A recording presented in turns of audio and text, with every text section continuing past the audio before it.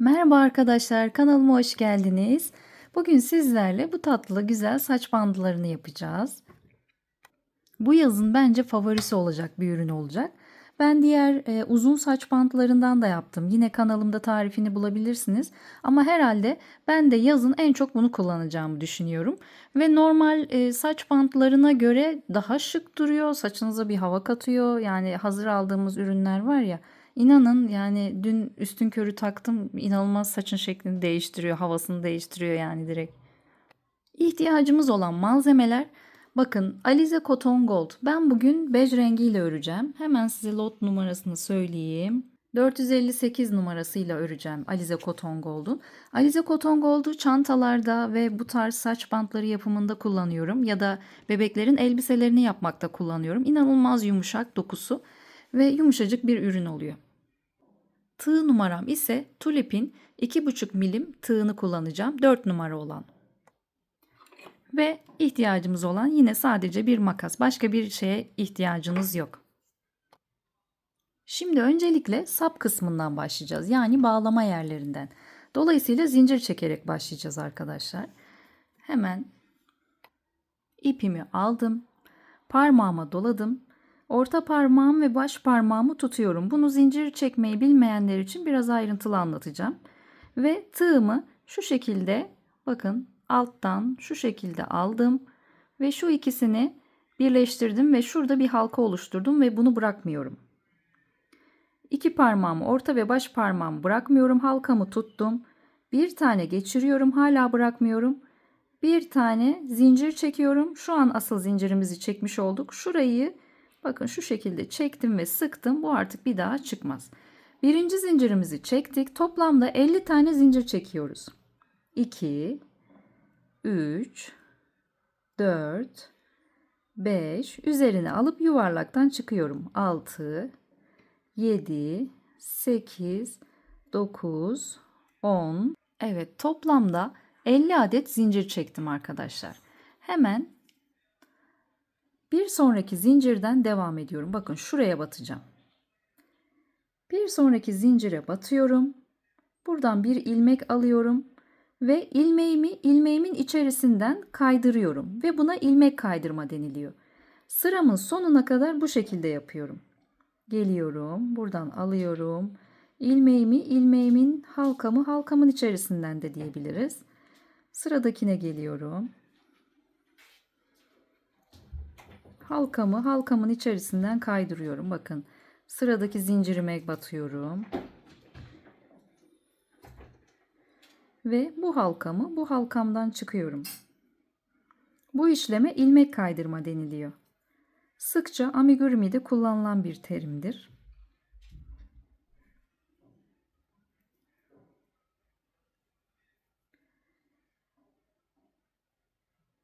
Evet, şimdi sıramızın sonuna kadar bu şekilde devam edelim ve buluşalım.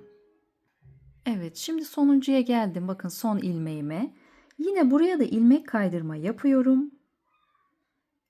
Ve 3 tane zincir çekiyorum. 1, 2 ve 3. 3 tane zincir çektim. Son ilmeğimin içerisine dolduracağız arkadaşlar. 4 tane trabzanla. Üzerine ipimi aldım. Ve aynı boşluğun içerisine geldim. Çıktım ve bir tane trabzan yapıyorum. Burada 3 halkam oldu. Önce 2 tanesini bir çıktım. Sonra 2 tanesini bir çıktım ve ikili trabzan yapmış oldum. Tekrar içerisine 4 tane daha trabzan yapacağız. Bu ikincisi. Tekrar 3. trabzanımı yapıyorum. Ve 4. son trabzanımı, şu ipimi de şuraya alıyorum. Elimizin altına gelmesin diye şöyle saklayabilirsiniz. Ve 4. trabzanımı yapıyorum. Ve çektiğim şuradaki 3 zincirle birlikte 1, 2, 3, 4, 5 tane trabzan sayıyorum. O çektiğimiz zinciri de sayıyoruz. Şimdi tekrar 3 tane zincir çekiyorum. 1, 2, 3 ve yukarıya dönüyorum. Bakın, 3 zincir çektim. Örneğimi bu şekilde çevirdim.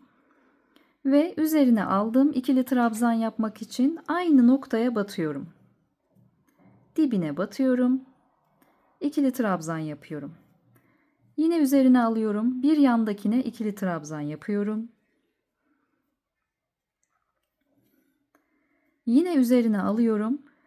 Burasını orta nokta kabul ediyorum ve içerisine arttırma yapıyorum. Yani 2 tane trabzanı aynı ilmeğin içerisine batacağız. Bir tane battım. Yine aynı ilmeğin içerisine bir trabzan daha yaparak arttırmış oluyorum. Tekrar geliyorum bir yandakine ve şurada çektiğimiz 3 zincir var ya arkadaşlar. Buraya da batacağız. Çünkü niye? Kusursuz bir burada dönersem eğer şurada bir çıkıntı kalmış olur. Bunu istemiyorum. Ve tekrar üzerine alıyorum. Bakın bu zincirimin şu halkasına geliyorum. Herhangi bir halkası da olabilir. Tabi aşağılardan değil de. Tekrar ikili trabzan yapıyorum. Ve böylece sondaki 3 çektiğimiz zincirin üzerine de batmış olduk. Ve bir yine zinciri de sayarak gidiyoruz. 1, 2, 3, 4, 5, 6, 7 tane trabzanımız olmuş oldu. Yani arttırdık. Şimdi tekrar 1, 2, 3 zincir çektim ve ters döndüm. Yine örneğimi çevirdim. Sıradan yine devam ediyorum. Üzerine aldım. Dibine batıyorum. İkili trabzan yapıyorum. Tekrar bir yanındakine ikili trabzan yapıyorum. Tekrar bir yanındakine ikili trabzan yapıyorum. Ve orta noktasına geldiğimde burayı arttırma yapıyorum. Yani aynı ilmeğin içerisine 2 tane trabzan yapıyorum. İkili trabzanımı aynı ilmeğin içerisine battım. Tekrar devam ediyorum. İkili trabzan, bir sonrakine ikili trabzan. Buradaki 3. zincir çektiğimiz zincirlere yine trabzan yapıyoruz. Geliyorum. Şuradaki halkasına batıyorum. Bir tane ikili trabzan yapıyorum. Şimdi tekrar inceleyelim. 1, 2, 3. sıramızı yaptık. Zinciri de sayıyorum. 1, 2, 3, 4, 5, 6, 7, 8, 9 tane ikili trabzanımız oldu. Şimdi tekrar yine 3 zincir çekiyorum. Ve örneğimi çeviriyorum. Yine ikili trabzan yapıyorum. Hemen dibine. Tekrar yine ikili trabzan yapıyorum. Bir sonrakine. Tekrar bir sonrakine yine ikili trabzan yapıyorum. Bir sonrakine yine ikili trabzan yapıyorum. Geldim ortaya. Ve yine orta noktaya tekrar arttırma yapıyorum. 1, aynı ilmeğin içerisine tekrar battım. 2. Tekrar sıradan devam ediyorum ikili trabzan yapmaya. Bir yanındakine de yapıyorum. Bakın aslında sona geldik. Son trabzanımı yani yapıyorum ama ne yapıyorum? Buradaki çektiğim 3 zincire bir trabzan daha yapıyorum. Evet. Şimdi 1, 2, 3, 4.'yü tamamladık ve zincirimle birlikte sayıyorum. 2, 4, 6, 8, 10, 11 tane trabzan yapmış olduk arkadaşlar. Şimdi artık kalbimizi şu kısımlarını yapacağımız için şu çıkıntılarını zincir çekmeden ilerleyeceğiz. Bu şekilde 11 trabzanımı yaptıktan sonra yine dönüyorum ve zincir çekmeden üzerine alıyorum. Bakın şuradan sayıyorum. 1, 2, 3.'ye batıyorum.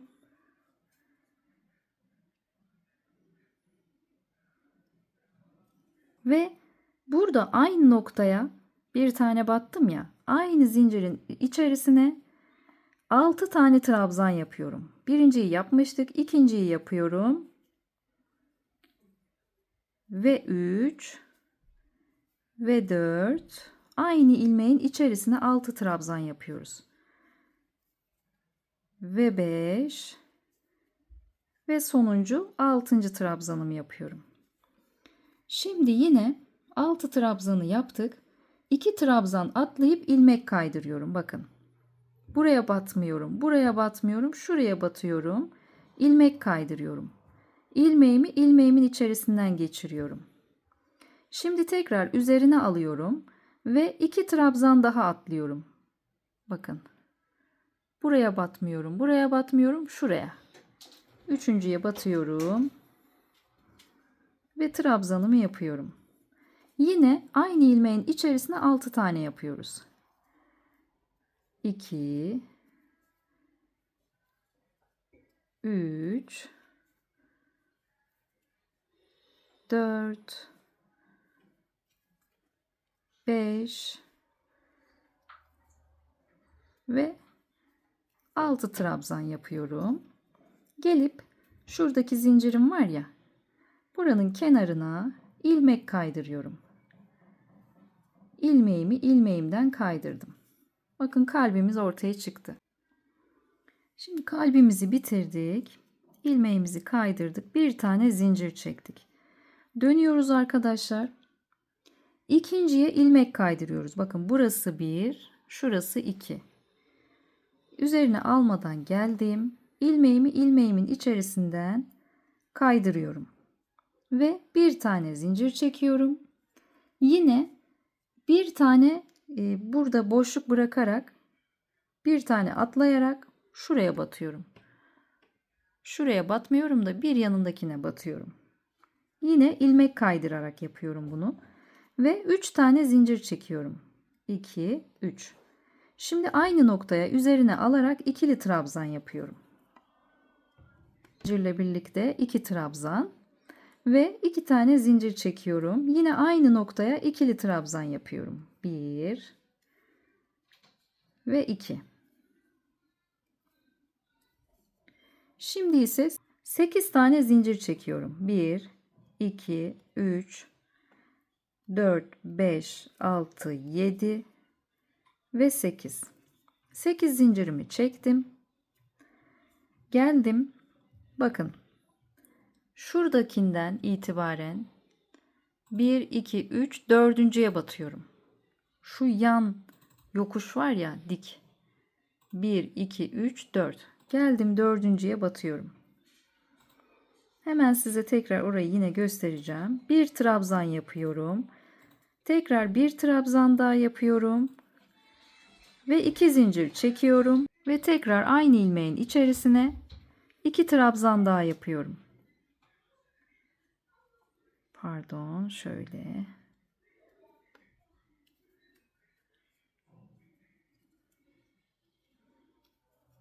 Bu şekilde. Şöyle net bir şekilde göstereyim. Bakın. Şuradan 1 2 3 dördüncüye dedik ya. Dilerseniz şurada 6 trabzan yaptık ya, bunun tam ortasına gelecek yani. Oradan anlayabilirsiniz. Tekrar 3 zincir çekiyorum ve dönüyorum. Buradaki boşluğuma yine ikili trabzan yapıyorum. 1 2 ve 2 zincir çekiyorum. Tekrar aynı noktaya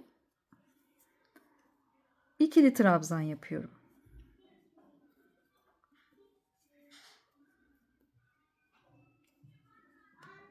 Bu kenarlar hep aynı şekilde ilerleyecek.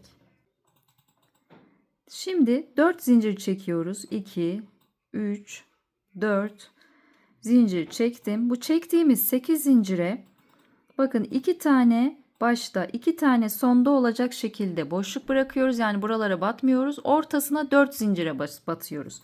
Ve sık iğne yapıyoruz. Üzerine almadan şuradan 1 2 bakın 2 taneye batmıyorum. Üçüncü zincire geldim. Üzerine almadım. Bir tane sık iğne yapıyorum. 1 2 3 ve 4. Mantığını anladınız mı? Şöyle net bir şekilde göstermeye çalışacağım. 8 zincirimi biraz netleştireyim. Netleştirince de aydınlık gidiyor. 2 zincir boşluk bıraktım. 2 zincir de sonda boşluk bıraktım. Ortaya 4 tane zincirin üzerine sık iğne yaptım 4 tane. Şimdi tekrar 1, 2, 3, 4 tane zincir çektim yine.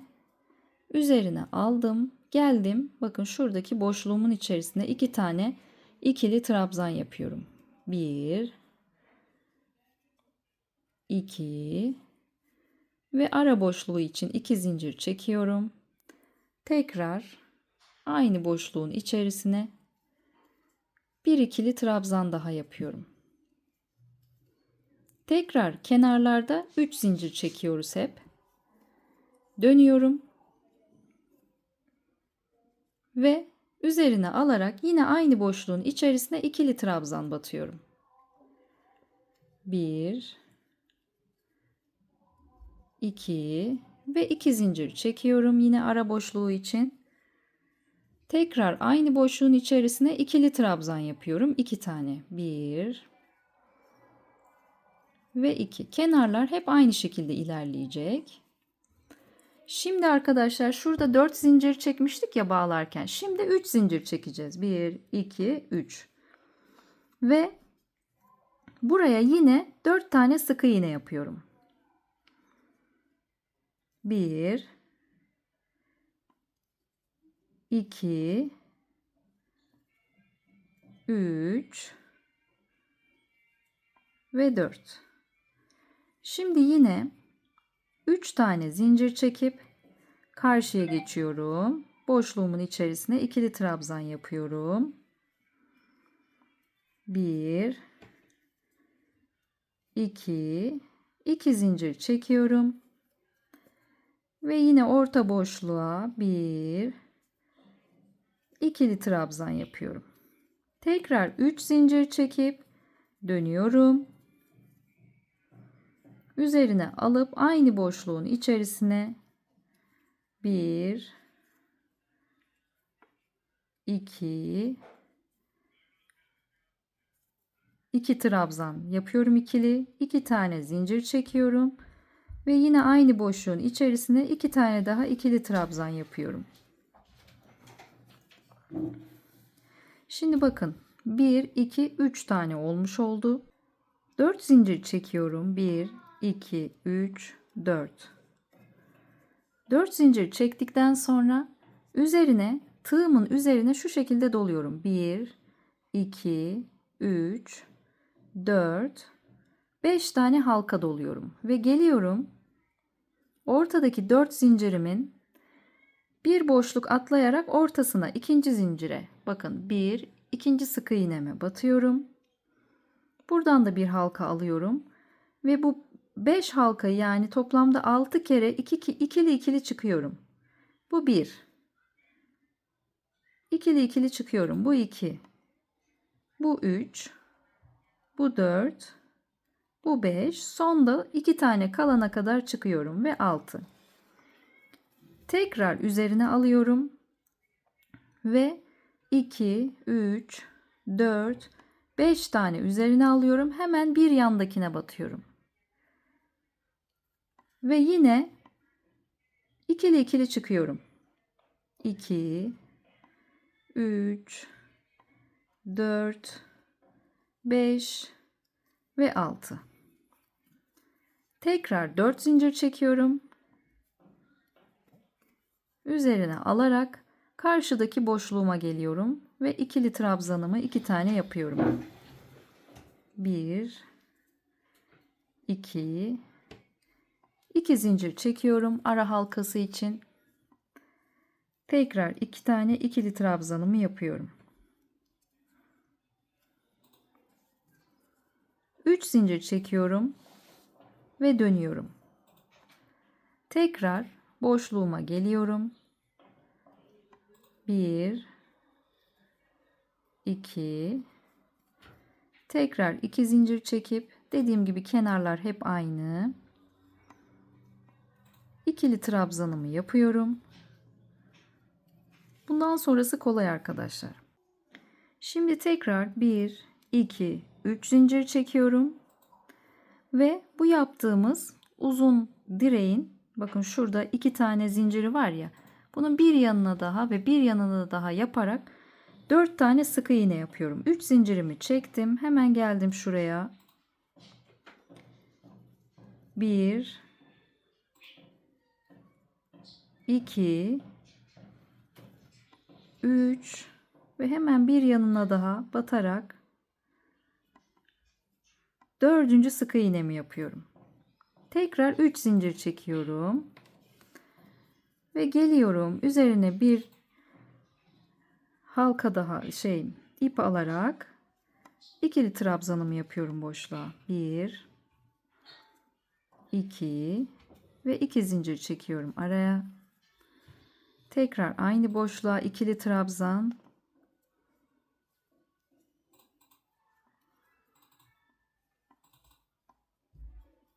Tekrar 3 zincir çekip dönüyorum.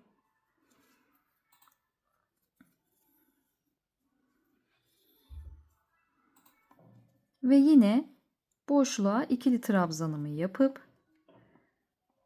araya 2 zincir çekiyorum. Yine ikili trabzanımı yapıyorum. Ve 3 zincirimi çekiyorum. 3 zincirimi çektim. Ve yine üzerine almadan aynı noktaya 4 sık iğne yapıyoruz. 1, 2, 3 ve 4. Tekrar 3 zincir çekiyorum. Karşıya geliyorum. 1,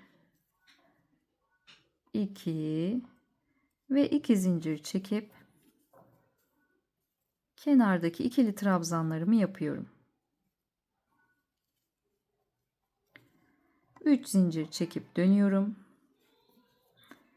Tekrar ikili trabzanımı yapıyorum buraya. Buralar standart aynı. Hep aynı şekilde ilerleyeceğiz. 2 zincir çekeceğim. Yine dönüp buraya batıyorum. Yine ikili trabzanımı yapıyorum. Şimdi arkadaşlar 4 zincir çekiyorum. 1, 2, 3, 4. Şu ortadaki direkten yapacağız. 4 zincir çekip 5 tane doluyorum. Tekrar yapalım. 1, 2, 3, 4, 5. Geldim. Bakın 4 zincir 4 sık iğnem var ya. 1'e değil ikinciye battım. Ve geldim buraya. 1 çıktım. 2 çıktım. 3 çıktım. 4.'yü çıktım. 5. halkamı çıktım ve 6. halkamı çıktım. Hepsinden ikili ikili 6 kere çıkış yapıyoruz. Tekrar 1, 2, 3, 4, 5 tane doladım ve bir yanındaki sık iğneye battım. Yine aynı şekilde 2, 1, 2 bu, 3, 4, 5 ve 6.'yı da çıktım. Tekrar 4 zincir çekip üzerine alıp ipimi gelip karşı noktaya battım. 1, 2 tane ikili trabzan yaptım. Araya 2 zincir çektim. Geldim. Aynı noktaya battım. 1, 2 ve 3 zincir çekip yine döndüm. Ve geldim. 1, ikili trabzanımı yaptım. 2 zincir çektim arasına. Tekrar ikili trabzanımı yaptım. Şimdi şurada olduğu gibi bakın yine buraya sık iğne yapacağız. 3 zincir çekip 2, 3 tane zincirimi çektim. Geldim. Buraya 4 tane sık iğne yapacağım ya. Bir tane buraya fazla yapacağım. 1, 2, 3, 4. Bir de yanına. Hadi buyurun yapalım. Birer tane başta ve sonda zincirlerin üzerine yapıyoruz. 1, 2, 3, bir de sondaki burada bir zincir var. Onun üzerine batıyorum. Yani arada toplam 4 tane olacak. 3 zincir çekiyorum. Üzerine alıyorum. Karşıya geliyorum. İkili trabzanlarımı aynı şekilde yapıyorum 2 tane. Ve 2 zincir çekiyorum. Gelip buraya bir ikili trabzan daha yapıyorum. Yine dönmek için 3 zincirimi kullanıyorum ve dönüyorum. Bakın arkadaşlar bu şekilde ilerliyor. Şimdi şurayı da yapalım. Hepsi 3 tane bağlamayla bakın. 3 zincirle yani. Şimdi şuradaki kenarlar hep aynı. Bu yüzden kolay ilerliyor örnek. 2 tane ikili trabzan, ortaya 2 zincir, tekrar ortaya ikili trabzan 2 tane. Bunu da yapalım ve 3 zincir çekip yine ortadaki 4 sık iğneme batıyorum. 1, 2, 3 ve dördüncüye de batıp tekrar 3 zincir çekiyorum. Ve kenardaki ikili trabzanlarımı yapıyorum. 2 zincir çekiyorum. İkili trabzan yapıyorum. Ortaya tekrar batıyorum. Ve yine 3 zincir. Dönüyorum. Aynı halkamın içerisine ikili trabzan yapıyorum. 2 zincir çekiyorum. Ve yine aynı noktaya ikili trabzan.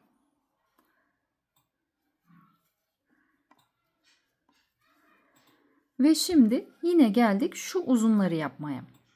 Bakın mantık aynı şekilde arkadaşlar. Tekrar yapmayayım isterseniz. Bu şekilde devam edeceğiz. Yani bu uzunları yaparken 4 tane zincir çekip 5 tane tığıma dolayıp geliyorum. Buraya değil, buraya değil, ortadaki 2 taneye batıyorum. Yani anlamışsınızdır diye düşünüyorum ama eğer zorlanıyorsanız hadi bir tane daha birlikte yapalım. 1, 2, 3, 4 zincir çekiyorum. Uzunları yaparken. Ama diğerlerinde 3 zincir çekiyorum. Bakın burayı yaparken 4, buraları yaparken 3. 4 zincirimi çektim. 5 tane tığıma doluyorum. 1, 2, 3, 4, 5. Ve geliyorum. 1 değil 2'ye batıyorum. Ve bu ikili halkalarımı toplamda 6 kere de çıkıyorum. 1, 2, 3, 4, 5 ve 6. Hep ikili ikili çıkıyorum ve üzerine hiçbir şey almadan tekrar 5 tane doluyorum. 2, 3, 4, 5. Geliyorum bir yanındaki sık iğneye batıyorum. 1, 2, 3, 4, 5 ve 6. Tekrar 4 zincir çekiyorum. 2, 3, 4.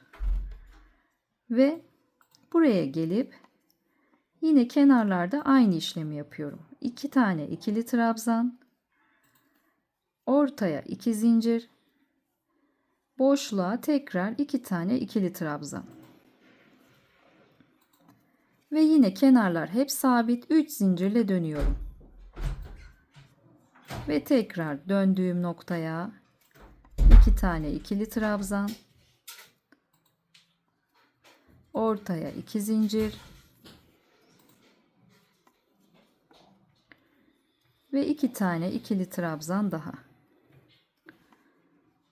Ve burada yine 3 zincir çekiyorum. Bakın dediğim gibi bu uzun direkleri yaparken 4 zincir, sonrasında 3 zincirle sık iğne yapıyorum ve sık iğne sayımı 4'e çıkarıyorum.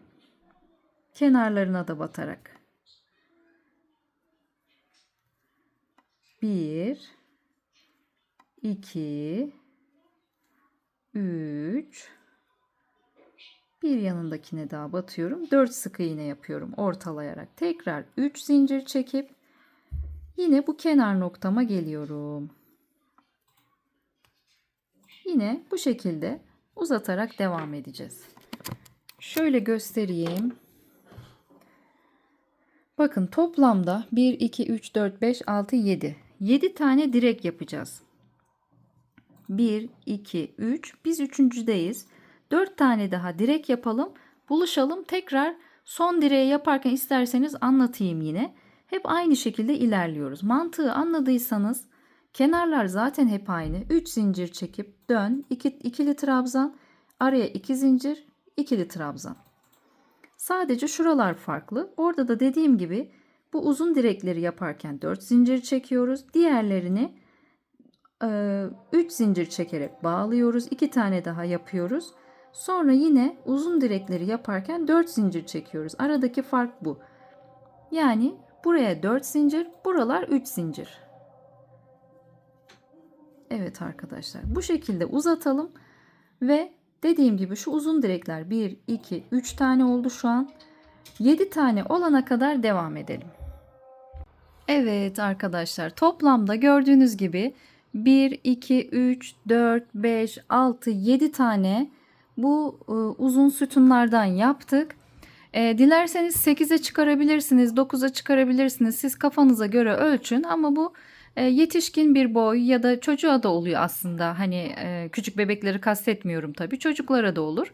Yeterlidir. Hatta ben bir 8 mi yapsam diye düşündüm. 8 bile olabilir ama şimdilik 7'de bırakalım.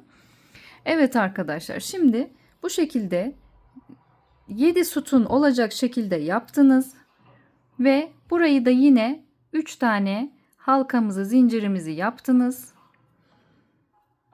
ve sona geldik. Yine buraya da aynı şekilde kenarımızı 2 zincir yaptınız. Bir tane zincir çekip burayı kesiyorum. Artık burayla işimiz bitti. Yine kalp yapacağız arkadaşlar. Diğer tarafı yapacağız. Hemen 50 tane zincir çekelim yine. Orayı sonradan ekleyeceğiz. 1, 2, 3, 4, 5. Başta yaptığımız gibi aynısını yapacağız. Bu kalpten yapacağız bir tane. Evet. Toplamda 50 tane baştaki gibi zincir çektim. Ve yine zincirimin üzerini ilmek kaydırma ile dolaşıyorum. Bakın hemen gelip bu zincire batıyorum. Tığımın üzerine almadan. Tığımın üzerine bir tane halka alıyorum ve halkamın içerisinden kaydırıyorum. Buna ilmek kaydırma deniliyor arkadaşlar. Bu şekilde sıramızın sonuna gelene kadar her bir zincire ilmek kaydırıyoruz. Bu şekilde. Bu şekilde devam edelim. Evet, yine sonuncuya geldik. Yine sonuncuya da ilmek kaydırma yapıyoruz. Ve 3 tane zincir çekiyorum. 3 tane zincirimi çektim. Tekrar aynı deliğin içerisine 4 tane ikili trabzan yapıyorum. Bu 1. Bu 2. Bu 3. Şunu da şöyle gizleyebilirsiniz. Şuraya alabilirsiniz ipinizi. Bu 4. Toplamda zincirle birlikte 5 tane olması gerekiyor. 1, 2, 3, 4, 5. 5 taneyi elde ettikten sonra 3 zincir çekerek yukarı çıkıyorum ve dönüyorum. Üzerine alıyorum. Aynı ilmeğin içerisine, dibine tekrar ikili trabzan yapıyorum. Tekrar bir tane daha yanına ikili trabzan yapıyorum. Ve ortaya geldiğimde arttırma yapıyorum. Yani aynı ilmeğin içerisine çift batarak 2 tane ikili trabzan yapıyorum aynı ilmeğe. Tekrar bir yanına ikili trabzan yapıyorum. Ve gelip şuradaki 3 tane çektiğim zincire hemen köşesine batıyorum. Ve oraya da ikili trabzan yapıyorum. Böylelikle 2, 4, 6, 7 tane trabzanımız oluyor ikinci sıramızda. Tekrar 3 zincir çekiyorum. Bir üste geçiyorum ve aynı ilmeğin dibine batıyorum. İkili trabzanımı yapıyorum. Daha sonra bir yanına, daha sonra bir yanına, Ve şimdi ortaya geldim. Ortaya gelince arttırma yapıyorum. 1, tekrar aynı ilmeğin içerisine batıyorum ve 2. Bir yanına geliyorum.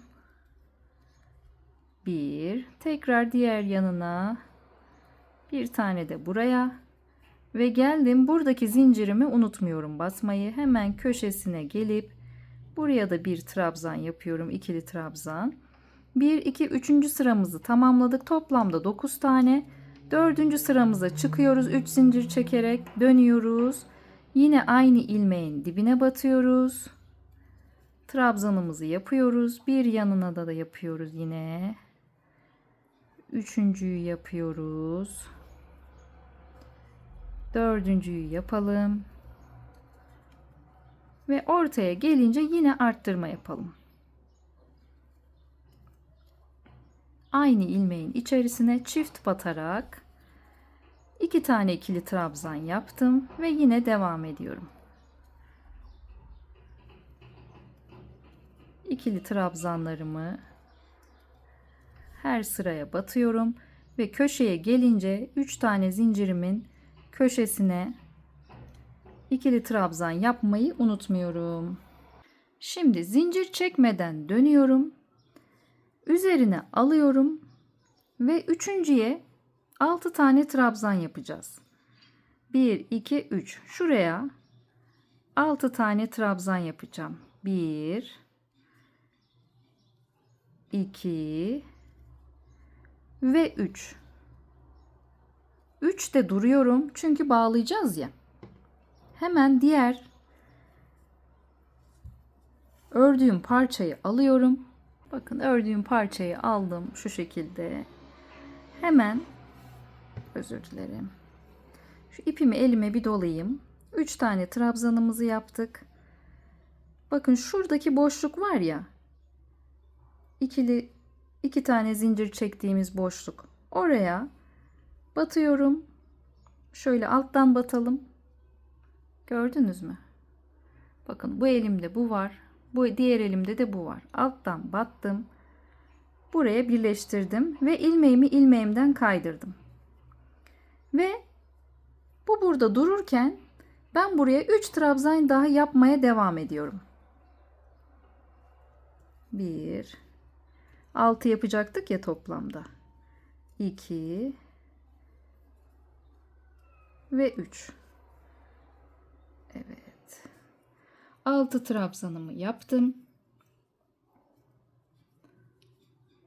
2 tane trabzan atlıyorum.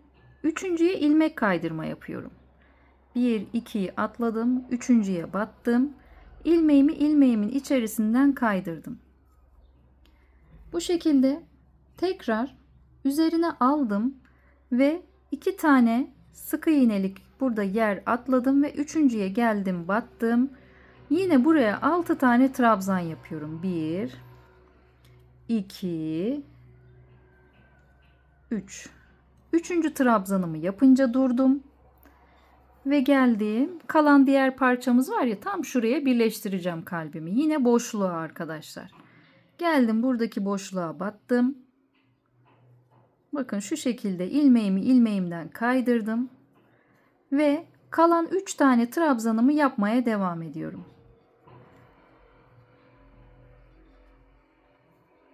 Aynı boşluğa 1, 2 ve 3. Bir zincir çekip ipimi koparıyorum. Ve bitirdik. Şu şekilde arkadaşlar. Şimdi buradaki ipleri de gizleyeceğiz. Mesela bunun yönü bu tarafa ya. Ya da şu aralardan şöyle. Genelde zincir üzerlerinden yaparsanız daha görünmeyecektir. Bakın şurada da bir parçamız var. Hepsini bu şekilde aralardan geçirerek gizleyelim. Çok gerdirmeden. Dilerseniz geçirin şöyle çakmakla yakıp buralara sabitleyebilirsiniz. Tamamen çıkmaz olur. Ben şimdilik size göstermek amacıyla şöyle gezdireceğim buralarda. Bakın bir arkadan bir önden ilmek aralarından gizliyorum.